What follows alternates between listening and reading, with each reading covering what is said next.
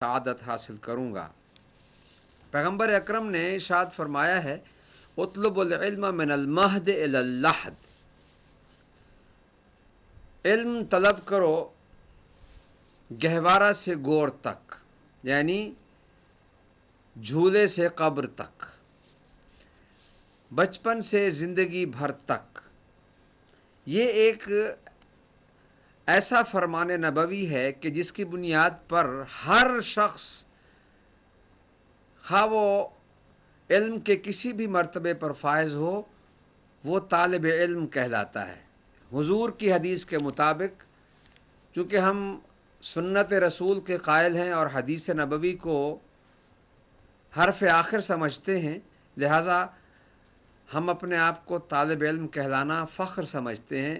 جو حدیث کو نہیں مانتے اور اپنے آپ کو سنت کا پیروکار کہلواتے ہیں، وہ اس کو جو مانی لیں، لیکن یہ حدیث یہ کہتی ہے کہ ہر شخص پر علم حاصل کرنے کا حکم پیغمبر اکرم نے دیا ہے، اور وہ زندگی بھر طالب علم کہلائے گا، خواہ وہ کتنے بڑے مقام پر بھی فائز ہو جائے۔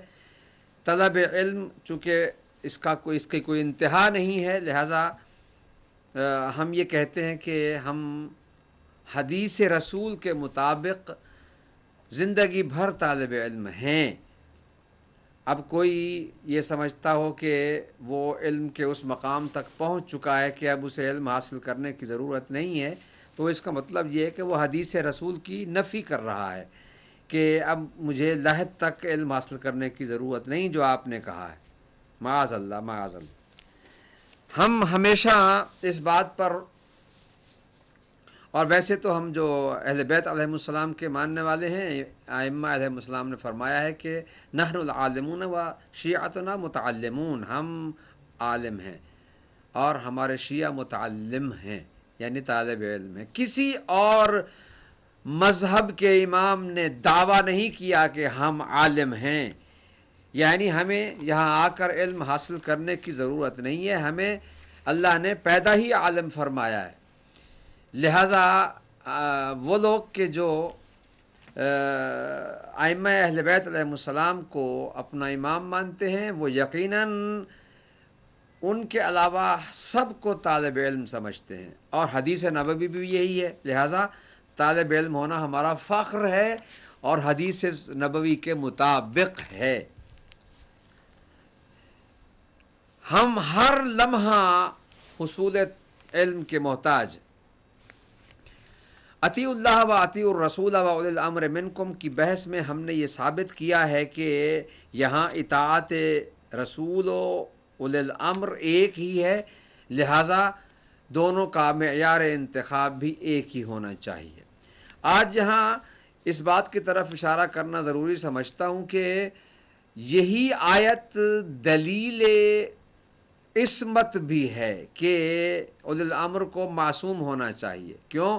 اس لیے کہ اگر وہ معصوم نہیں ہوگا تو اس کی کسی بھی بات پر شک ہو سکتا ہے، کہ ہو سکتا ہے کہ وہ اپنی طرف سے کہہ رہا ہو، کیونکہ معصوم نہیں ہے، اللہ کی طرف سے تو بنا ہوا نہیں ہے، تو پھر غیر معصوم ہوگا۔ جب غیر معصوم ہوگا تو غلطی بھی اس سے سرزد ہو سکتی ہے، لہٰذا ہم یہ کہتے ہیں کہ اسے معصوم ہونا ضروری ہے۔ اس آیت کی روح سے ثابت ہوتا ہے کہ وہ معصوم ہونا چاہیے، اور معصوم ہی ہے کہ جو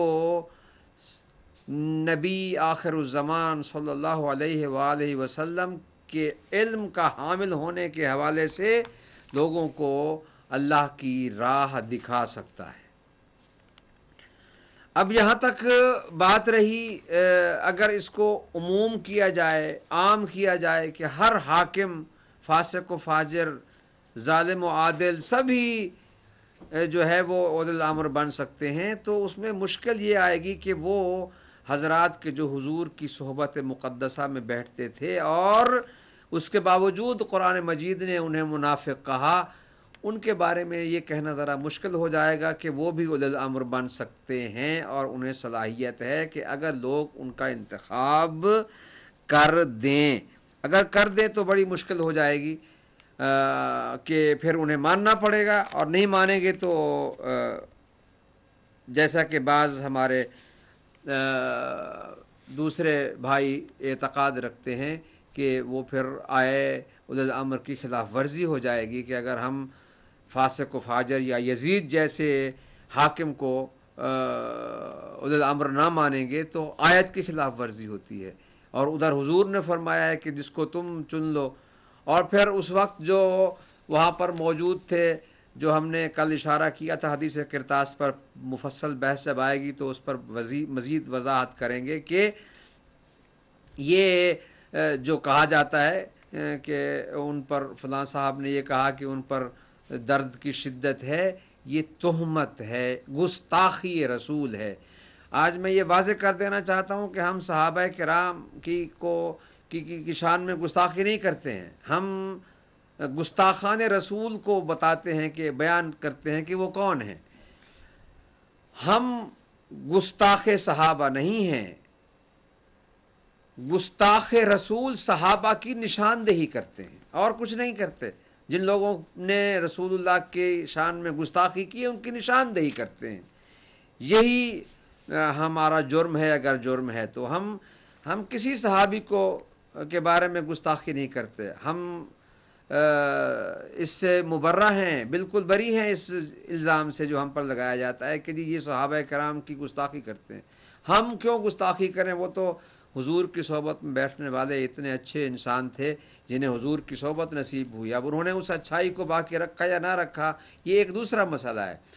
یعنی ہم تو صحابہ کے گستاخ نہیں ہیں. گستاخ صحابیوں کی نشاندہی کرتے ہیں کہ جنہوں نے پیغمبر کی شان میں گستاخی کی، اور ایسی گستاخی کی کہ جس پر آیتیں اتریں، سورتیں اتریں. سورہ منافقون کس کی شان میں اتری؟ انہی کی شان میں اتری جو حضور کی خدمت میں بیٹھتے تھے اور پھر وہ اعمال انہوں نے بجا لائے کہ جن کی وجہ سے اللہ تعالیٰ نے ان کی مذمت فرمائی. سورہ توبہ کی آیت نمبر 58 وَمِنْهُمْ مَنْ يَلْمِزُكَ فِي الصَّدَقَاتِ. یہاں پر تقسیم صدقات میں رسول اللہ پر انگشت نمائی کرنے والے، عیب لگانے والے، الزام تراشیاں کرنے والے، ان لوگوں کے بارے میں یہ آیت کہتی ہے کہ یہ ناراض کرتے ہیں اللہ کو، اور یہ خود بھی ناراض ہو جاتے ہیں. اگر انہیں مل جائے تو خوش ہوتے ہیں، اور اگر نہ ملے تو ناراض ہو جاتے ہیں. یعنی دوسرے لفظوں میں مال کی وجہ سے رسول پر انگشت نمائی کرتے ہیں. یہ ان صحابہ کرام کی شان میں آئی ہے کہ جن کو لوگوں نے ووٹ دے کر خلیفہ رسول منتخب کیا تھا. یہ ان کے بارے میں ہے کہ یہ لوگ وہ ہیں کہ جو ظاہر یہ انہی میں سے تھے جو حضور کے پاس بیٹھتے تھے اور حضور کی خدمت میں بیٹھ کر حضور پر انگشت نمائی کرتے تھے.